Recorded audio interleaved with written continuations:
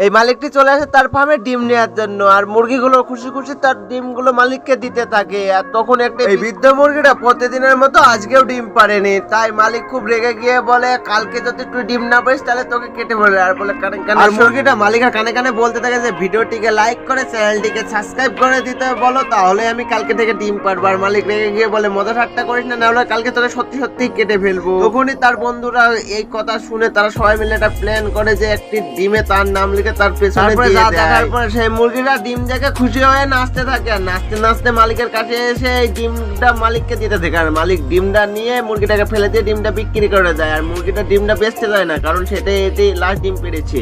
ওই ডিমটি খোঁজার জন্য শহরের সব দোকানে ডিমটি খুঁজতে লাগে। তখন একটি মহিলা এই ডিমটিকে সিদ্ধ করতে দেয়। তখনই মুরগিটা চুপ করে চুরি করে কত কষ্টে বেঁচে আছে। তখনই ফার্মার তখনই জানতে পারে ওই ডিমটা ওর না। তখনই মুরগিটা মন খারাপ করে ডিমটা ফেলে দিয়ে চলে যায়। সেই ডিম ফুটে তার মতন বাচ্চা বের হয়।